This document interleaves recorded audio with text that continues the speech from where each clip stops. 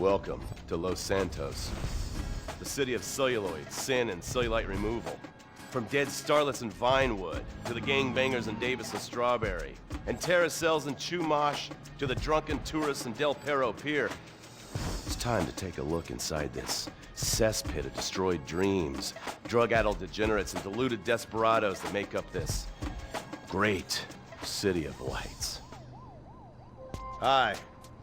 I'm decorated FIB agent Stephen Haynes. The FIB, the police department, and the sheriff's office are fighting a war out here every day in a city where dreams too often become wet with tears. The Los Santos docks. This is where it all begins. The second largest port in the world, the great orifice of American capitalism. Stuff coming in, garbage going out. And hidden in over 2 million containers a day. Got a low-level schlub, and suddenly you've got military-grade weapons, badly cut crystal meth, and grade A yayo from Mexico flooding our streets. And once it hits the hood, it's anarchy, with a side of murder hold to fries. Or maybe the Chinese are slipping some of our high-security weapons systems in with the recycling, and we're giving up our national security for nothing? Who knows? Who cares? As long as the financial party continues, we'll just keep picking up the pieces. A word to the wise, kids. Never use PCP. It makes you want to punch cops and run around naked, and not necessarily always in that order. Most of the time, this illicit cargo makes it straight to the gangs. But sometimes an ordinary Joe lets go and loses his shit after a pipe or two of pleasure dust.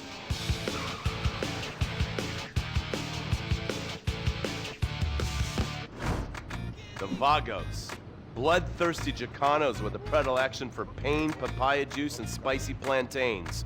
They're one of the largest Mexican street gangs in the city, with rumored connections to several major mafias. While half the battle out here is fought with guns, the other half is with informants. Sometimes you need to become the bad guys to bust the bad guys. All right, guys, let's go. When the Ballas and the families aren't shooting each other, they're selling the dope that the junkies are shooting into their veins. The families love sports almost as much as they love banging.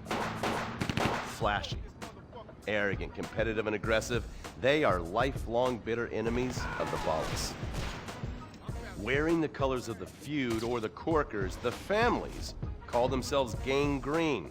Of course, like all families, they love a good squabble. Subdivided into sets, such as the Chamberlain Gangsters or the Carson Avenue set, it turns out the families love shooting each other almost as much as they love shooting Ballas. Now, the LSPD have had many run-ins with various family sets over the years. With the Ballas, the FIB take a more community outreach approach. Hey guys, stay out of trouble now. Suck my Steve Haynes. Now the Ballas fly the colors of the Los Santos Panic, or the Boers, purple, because they are the bruise on the face of this city. While some thugs obviously prefer 4 wheels, other desperados prefer 2. Leather, exhaust, and drugs. No, this isn't an exotic S&M party. These are one of the nation's toughest outlaw motorcycle gangs. Rumors are they get a new tattoo for every person they stab. And it's definitely okay for your motorcycle mama to show her breast to your friends. The FIB has been tracking the Lost for years. We've jumped from coast to coast and have spent more time in the Midwest than a tornado spotter. When they're not running meth, they're smoking it. Or so I hear, a dangerous new drug on the streets called toilet cleaner. And believe me, your toilet will be cleaned after you've smoked some of it. Of course, Vinewood being Vinewood, it's not all about leathery dudes trying to show off on their motorbikes or roided up gangbangers stuck in some 90s time warp. This is the town that made mass murder into nostalgia. Of course, to become truly popular, your murder has to be both unsolved and gruesome. In a town full of alien spotters, adults dressed as zombies, and entertainers dressed as cartoon characters, it takes something particularly awful to really catch people's attention. The famous, unsolved murder of a Vinewood starlet is one such case. For years, horny nerds have wondered What happened to Leonora Johnson, and if they would have plucked up the courage to speak to her or kill her themselves? It's inspired filmmakers, writers, and copycat killers. Conspiracy theorists have blamed various celebrities, the mayor, the Soviets, short skirts, women's liberation, and hidden aliens embedded amongst us for the murder. But not all crime is premeditated. Maybe drinking's your thing.